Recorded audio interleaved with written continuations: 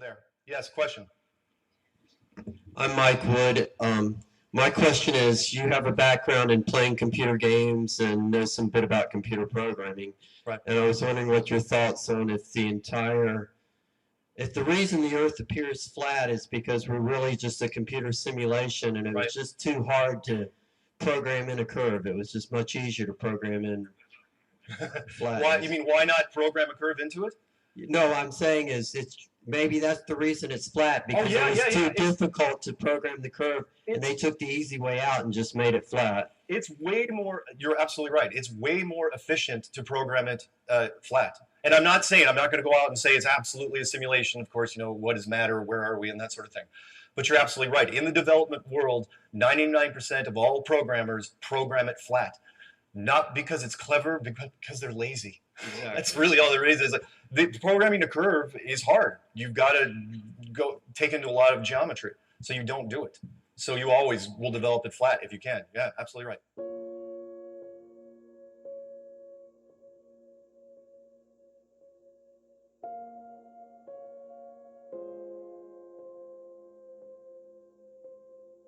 So I came across this video today. It's a compilation of clips from all these different Hollywood movies that somebody spliced together to portray the events in the book of Revelation.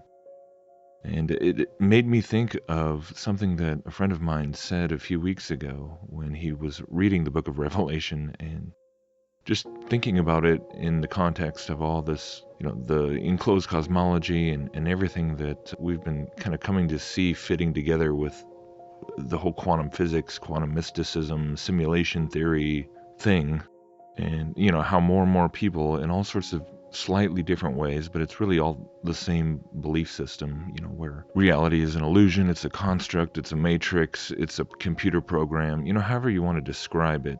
There's at least a dozen different variations of the same basic underlying idea. So yeah, this piece that somebody put together, it's got like over 1 million views, but of course it's coming from the whole, it's the total Tim LaHaye, Left Behind, pre-trib, dispensationalist sort of take on everything with Jerusalem and the idea of being raptured out before the tribulation happens and all the stuff that I don't believe in myself, right? And of course it also includes all these little shots having to do with space and stuff coming from space, asteroids and meteorites and things like that, Planet X and whatever, all this nonsense. But it's interesting because I went ahead and just edited that stuff out, just the space clips and a lot of this pre-trib kind of slant on it.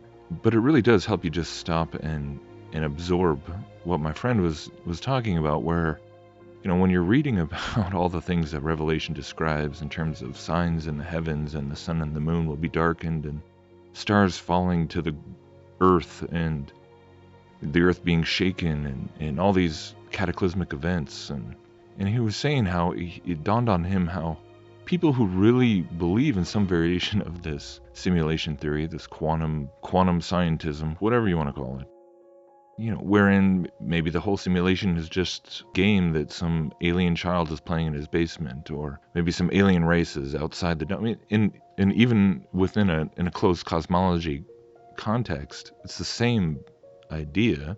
There's the outside, there's a programmer outside the program who can, just like a child playing a SimEarth computer game, can tweak the controls and cause catastrophes and play havoc on all the little people down below.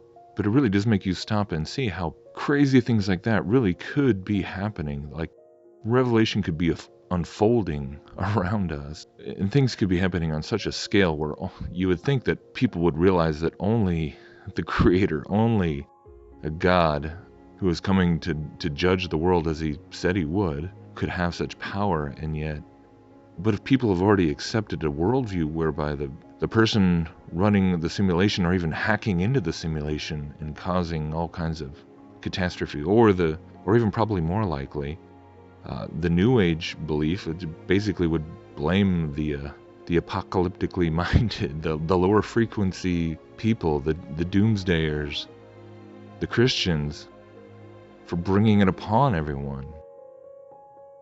And this is what the Theosophists talked about at length, that we're the ones holding them back. We're the ones inviting all the destruction upon reality because of our negative intentions and lower consciousness and everything else.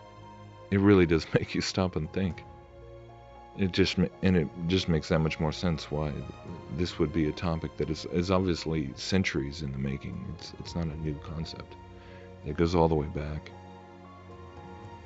You know, whether you believe in space or not, or literal aliens and flying saucers or not, it could still quite easily be portrayed in that instead of God judging the world, you know, giving mankind one last chance to repent, turn away from the fallen kingdoms of the world, that they would raise their fist at the sky and raise their fist at this demiurge being or demiurge consciousness and blame them for trying to destroy the simulation,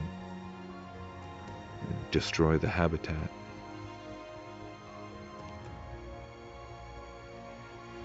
I don't know, just a thought.